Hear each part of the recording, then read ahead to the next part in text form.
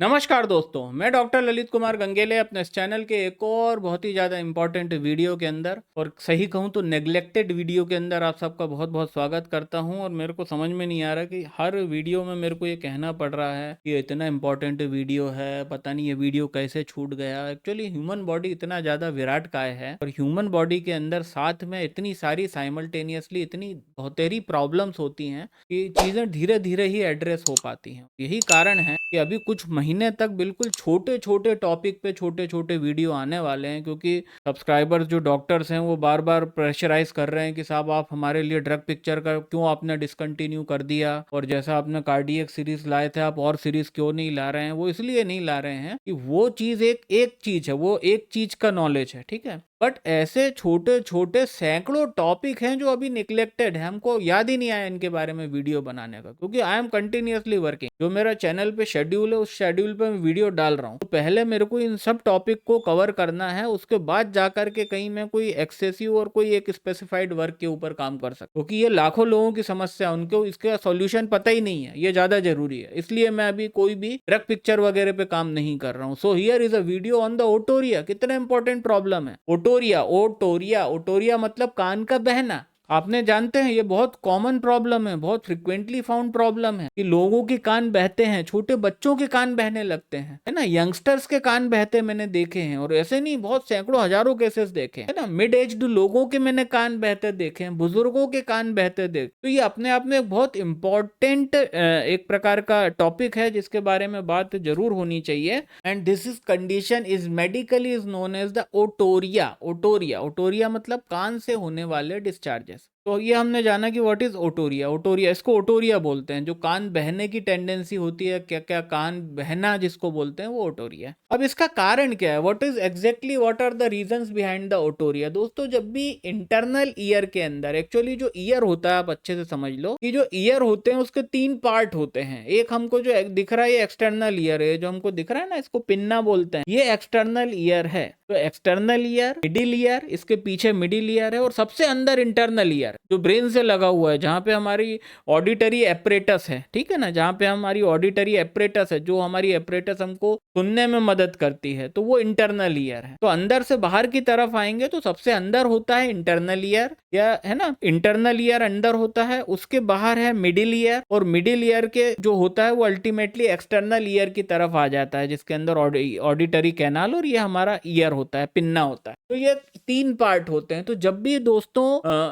Inflammation of year होता है, मतलब जो ऑडिटरी एपरेटस या फिर हमारा कान होता है, कान का एपरेटस जो होता है जिसको बोलते हैं ऑडिटरी एपरेटस, तो जब भी कान के अंदर इन्फेक्शन हो जाता है, वो इन्फेक्शन किसी भी वजह से हो, ठीक है, बहुत सारे कारण है, अनगिनत कारण है कि कान के अंदर इन्फेक्शन हो जाएगा। तो जब भी कान के अंदर इन्फेक्शन किसी व्यक्ति को हो जाता है, तो वो जो इन्फेक्शन है उसकी वजह से कई मर्तबा इतना इन्फ्लेमेशन और इन्फेक्शन बढ़ता है कि डिस्चार्जेस होने लगते हैं। तो this is the main reason behind it कि जब भी कान का इन्फेक्शन हो जाएगा तो आपको ईयर डिस्चार्ज होने के चांसेस बढ़ जाते हैं। अब जैसे कि कान के मैंने बताया आपको पार्ट, तो उसके अंदर जो इन्फेक्शन जब होता है तो उस कंडीशन को मेडिकली बोलते हैं ओटाइटिस। ओटाइटिस मतलब कान का इन्फेक्शन। एक्सटर्नल ईयर का कुछ भी नहीं होता। बेसिकली दो प्रकार का ही मेन ओटाइटिस होता है। एक को बोलते हैं ओटाइटिस मीडिया। ओटाइटिस मीडिया मतलब मिडिल ईयर का इन्फ्लेमेशन। एक होता है ओटाइटिस इंटरना, ठीक है, इंटरनल ईयर का इन्फ्लेमेशन। तो जब भी कोई भी प्रकार का ओटाइटिस होता है, मोस्ट कॉमनली ओटाइटिस मीडिया जो रहता है वो कई बार अगर बहुत ज्यादा बढ़ चुका हो तो फिर कान से स्राव होने लगता है, कान से डिस्चार्जेस होने लगते हैं। तो ये जो डिस्चार्जेस होते हैं इसकी जो कंडीशन होती है वो होती है ओटाइटिस मीडिया या ओटाइटिस इंटरना के अंदर हमको बहता हुआ कान दिखता है, ठीक है। तो this is what is known as the otorrhoea, और इसका कारण है ओटाइटिस मीडिया या ओटाइटिस इंटरना होना। और उसके अंदर क्या इन्फेक्शन जब बहुत जरूरत से ज्यादा, अब होता क्या, infection in the first stage, अब इन्फ्लेमेशन की स्टेजेस होती। अगर मैं इन्फेक्शन की बात कर रहा हूं तो मतलब कहीं ना कहीं इनडायरेक्टली बात तो इन्फ्लेमेशन की हो रही है। तो जो इन्फ्लेमेशन की आप जानते हो स्टेजेस होती है। फर्स्ट स्टेज ऑफ इन्फ्लेमेशन के अंदर सिर्फ पेन और रेडनेस और हल्की सी स्वेलिंग होती है, स्वेलिंग उतनी नहीं होती। सेकेंड स्टेज ऑफ इन्फ्लेमेशन के अंदर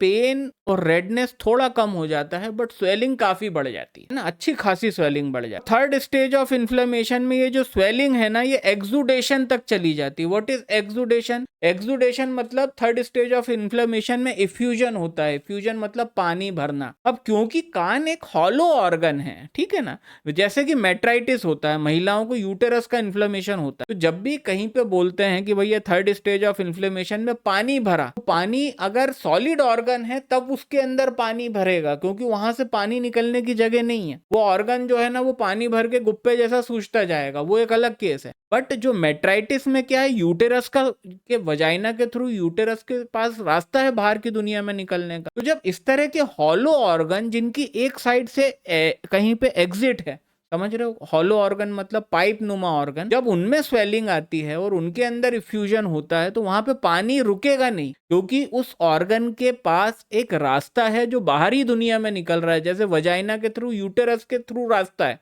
यूटेरस के पास वजाइना के थ्रू। तो जब मेट्राइटिस होगा और वहां पे इफ्यूजन हो, तो वहां पे वाटर लॉगिंग नहीं होगी, वहां पे डिस्चार्जेस होने लगेंगे ल्यूकोरिया के रूप में। इन द सेम मैनर, क्योंकि हमारा कान एक हॉलो ऑर्गन है, एक क्लोज्ड, एक मतलब वैसा ऑर्गन नहीं है, कॉम्पैक्ट ऑर्गन नहीं है, ठीक है। अब क्योंकि ये हॉलो ऑर्गन है और इसके पास एक रास्ता है बाहर की दुनिया में निकलने का, तो यही वजह है कि जब भी थर्ड स्टेज ऑफ इन्फ्लेमेशन मतलब स्टेज ऑफ इफ्यूजन की स्वेलिंग इतनी बड़ी कि पानी को रोक नहीं पाए, वो पानी डिस्चार्ज होने लगे, तो थर्ड स्टेज ऑफ इन्फ्लेमेशन जब भी आएगी, जब भी कान के अंदर का ओटाइटिस मीडिया और इंटरना के अंदर जो इन्फ्लामेशन है वो फर्स्ट स्टेज से सेकंड स्टेज, सेकंड स्टेज से थर्ड स्टेज में आ जाएगा, तो थर्ड स्टेज के अंदर वहां पे वाटर मतलब इफ्यूजन होगा। अब क्योंकि हमारा ये क्लोज्ड ऑर्गन नहीं है, ये ओपन ऑर्गन है कि यहाँ पे एक बाहर की दुनिया के लिए रास्ता निकल रहा है कान से, तो फलस्वरूप वो पूरा का पूरा जो वाटर का इफ्यूजन है, जो जो डिस्चार्जेस है, वो बहने लगेंगे पेशेंट को, और ये इतनी सी बात है। तो this is what is known as the otorrhoea. अब समझ गए आप ओटोरिया क्या होता है ना। ओटोरिया आपको अच्छे से समझ में आ गया कि थर्ड स्टेज ऑफ इन्फ्लेमेशन में जब डिस्चार्जेस निकलने लगते हैं ईयर से, और वो डिस्चार्जेस बाहर कान के छेद से, ऑडिटरी मिएटस से बाहर निकलते हैं और कान बहता रहता है और बंदा रुई से पहुंचता रहता है। This is what is known as the otorrhoea. अब ओटोरिया को लेके सबसे पहले एक मैं क्लिनिकल केस बता दूं जो कि मिस ना हो जाए, कि भाई साहब ओटोरिया का अगर ट्रीटमेंट आपने जिद्दी बाजी में करा, जिद पाल के कड़ा कि अरे कैसे ऐसे कैसे नहीं निकलेगा, ऐसे कैसे बहना नहीं रुकेगा, मैं रोकता हूँ। कोई डॉक्टर को जिद आ गई, मान लीजिए कोई एलोपैथिक डॉक्टर को सनक आ गई कि साहब ऐसे कैसे नहीं रुकेगा, हम तो देंगे दवा, हम तो रोकेंगे, हम तो एंटीबायोटिक देंगे, तो साहब इसका सबसे बड़ा दुष्परिणाम ये समझ लीजिए कि जहां पे अंदर इन्फ्लामेशन हुआ है इस पेशेंट को, जहां पे जिस इन्फ्लामेटरी साइट से ये डिस्चार्ज निकल रहा है ना, अगर वो एंटीबायोटिक से जबरदस्ती उसका इलाज करा गया, तो वो रिजॉल्व होने की बजाय वो वहां पे उसको फाइब्रोसिस हो जाएगा। फाइब्रोसिस मतलब जो चौथी इन्फ्लेमेशन की स्टेज क्या होती है, फर्स्ट स्टेज होती है हीट एंड पेन है, जिसमें सेकंड स्टेज के अंदर हल्की सी स्वेलिंग आई, हीट पेन थोड़ा कम हुआ। थर्ड स्टेज के अंदर ये स्टेज है जिसकी हम बात कर रहे हैं फ्यूजन, मतलब डिस्चार्जेस होते हैं, है ना। तो अगर क्लोज्ड ऑर्गन है तो उसके अंदर वो सूजेगा, वाटर लॉगिंग होगी, सूजन आएगी, पानी भरेगा, और अगर हॉलो ऑर्गन है तो वहां से डिस्चार्जेस होंगे। थर्ड स्टेज इन्फ्लेमेशन है। फोर्थ स्टेज होती है रिजोल्यूशन की, कि प्रेम से वो अपना इन्फ्लेमेशन का प्रोसेस थर्ड स्टेज तक आया और थोड़े दिन बहा और वो अपने आप रिजॉल्व हो गया, ठीक हो गया, और पेशेंट जस का तस प्रॉपर सुन पा रहा है। क्यों? क्योंकि प्रॉपरली इन्फ्लेमेशन रिजॉल्व होने का इन्फ्लेमेशन को टाइम मिल गया। बट अगर इसको एंटीबायोटिक दी जाएंगी जबरदस्ती में, इंजेक्टेबल और ओरल, तो होगा क्या, वो इन्फ्लेमेशन को रिजॉल्व होने का टाइम नहीं मिलेगा, वो वहीं का वहीं जैसे डिस्चार्जेस निकल रहे हैं, जिस कंडीशन में इन्फ्लेम्ड पार्ट है, वो उसी कंडीशन में वो ड्राइड अप हो जाएगा, वहीं पे वैसा का वैसा उसके डिस्चार्जेस के साथ सूख जाएगा। और ऐसा जब होगा तो इन्फ्लामेटरी एरिया में जिस जगह पे इन्फ्लामेशन था, चाहे वो मिडिल ईयर हो चाहे वो इंटरनल ईयर हो, वहां पे हो जाएगी फाइब्रोसिस। और जब ये फाइब्रोसिस इंटरनल ईयर में होगी, और इंटरनल ईयर में ही हमारी वेस्टिबुलर एपरेटस होती है, वो एपरेटस जिससे हम सुनते हैं, और वहां पे तीन छोटी छोटी हड्डियां होती है, इलियम, स्टेपिस और इंकस। ये तीन छोटी छोटी हड्डियां वाइब्रेट करती हैं, तब मैं सुन पाता हूं। मतलब कोई मुझे अगर आवाज लगा रहा है, तो वो जो स्वर की ध्वनि के स्वर हैं, वो ध्वनि जो है, आवाज जो उनने लगाई, वो मेरे कान में घुसती है और ये 3 हड्डियां ऑक्सीलेट करती हैं, इलियम, स्टेपिस और इंकस। कहाँ पे है? ये इंटरनल ईयर में है। इंटरनल ईयर में ये किस रूप में है? ये वेस्टिबुलर एपरेटस के रूप में वो वाइब्रेट करती हैं, तब मैं सुन पाता हूँ। और फर्ज करो मेरे को इंटरनल ईयर का इन्फ्लेमेशन, वहीं से मेरा ये पस निकल रहा था, डॉक्टर साहब को जोश आ गया, डॉक्टर साहब ने एंटीबायोटिक दे दी, ये पस सूख गया उसी जगह। और जब उस जगह पे ये पस सूखेगा तो मेरा रिजॉल्व नहीं हुआ मेरा third stage of inflammation. Third stage of inflammation पे ही जबरदस्ती मेरी पूरी इन्फ्लेमेटरी प्रोसेस को रोक दिया गया और फाइब्रोसिस हो गया हूं। जब वहां पे फाइब्रोसिस होगा तो दोस्तों मेरी ये जो 3 हड्डी है ना, इलियम, स्टेपिस और इंकस, क्योंकि वो फाइब्रोसिस में जम चुकी हैं, ठीक है, अब ये वाइब्रेट नहीं होंगी। और ये अगर वाइब्रेट नहीं होंगी तो तत्काल प्रभाव के साथ मैं बहरा हो चुका हूं with in 10 days of the period. क्यों? क्योंकि वो एंटीबायोटिक दिया गया मेरे को। मेरा 15 दिन से कान बह रहा था, कायदे से मेरे को प्रॉपर होम्योपैथिक ट्रीटमेंट लेना था और मेरे को उसको जबरदस्ती ना करके बॉडी की मर्जी के हिसाब से धीरे धीरे उसको मेरे को सही करना होना था। बट डॉक्टर साहब को जोश आ गया, डॉक्टर साहब ने पेल दिया इंजेक्शन एंटीबायोटिक की और दवाएं मेरे को दे दी, एंटी एलर्जिक दवाएं दे दी। मेरा कान के अंदर वो जम गया पूरा का पूरा, मैं बहरा हो गया लिटर, मेरे को सुनाई नहीं दे रहा। तो ये क्लिनिकल केस, ये 2 मिनट का आप लोगों को बताना जरूरी था। ये इसको इतना हल्के में मत लीजिएगा आप जो ईयर डिस्चार्ज के पेशेंट आते हैं, अरे कुछ भी कर दें, क्योंकि मैं जानता हूं कि मोर देन 60 to 70% होम्योपैथ लोग अपनी क्लिनिक में एलोपैथिक प्रैक्टिस कर रहे हैं। और ये उनके लिए वीडियो है कि भाई इस तरह से बहरा ना कर देना अपने पेशेंट को एंटीबायोटिक देके। तो अब आते हैं होम्योपैथिक ट्रीटमेंट पे। एलोपैथिक ट्रीटमेंट का रिस्क आपने देखा इन the case of the otorrhoea कि पेशेंट का हमेशा के लिए बहरे होने के पुरजोर चांसेस हैं। तो the 3 most important medicine indicated in the case of the otorrhoea are,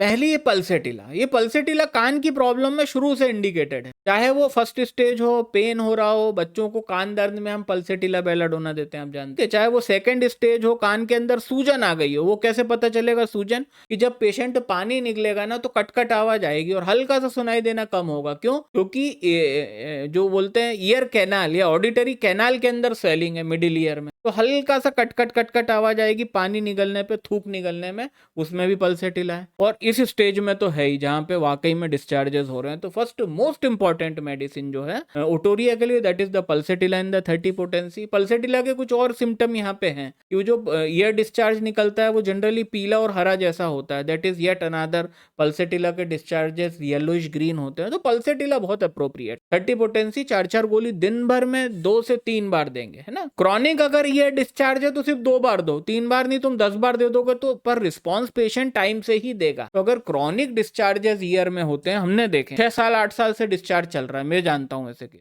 और ऐसे एक नहीं सैकड़ों केस देखे।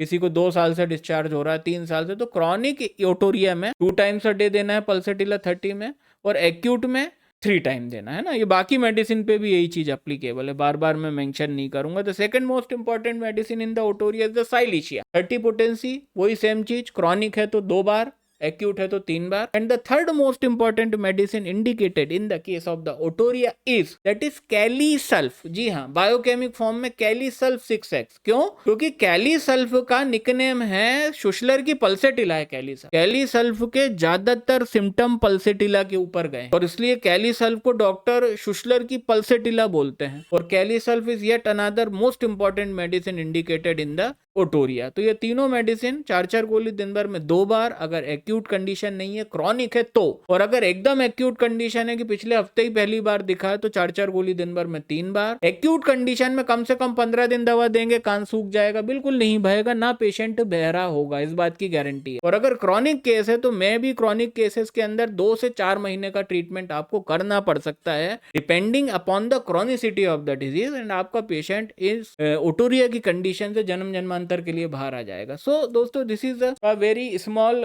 वीडियो अबाउट द ओटोरिया, जो है ना। और अब आप जानते हो कितना इंपॉर्टेंट टॉपिक है, और मेरे पास मोर देन 100 टॉपिक हैं इस तरीके के बारीक बारीक जो लोगों को पता चलना जरूरी है। लोगों को तो छोड़ो, आप लोगों को ड्रग पिक्चर से ज्यादा इन सारी बीमारियों के बारे में डिटेल पता होना जरूरी है, क्योंकि आप रोजमर्रा में प्रैक्टिस कर रहे हो, तुम लोगों को ये रोज केसेस देखने को मिलेंगे सीजन वाइज। तो बहुत बहुत धन्यवाद आप सभी लोगों को समय निकाल करके इस वीडियो को देखने के लिए, चैनल को इतना प्यार देने के लिए। आपसे मुलाकात होती है इस हफ्ते में आने वाले इसी तरह के जोरदार इन्फॉर्मेटिव वीडियो में, और इसी हर बार की तरह होने वाले इस हफ्ते में होने वाले 3-3 लाइव स्ट्रीम Q&A सेशन में। तब तक के लिए अपना बहुत ख्याल रखिएगा। नमस्कार।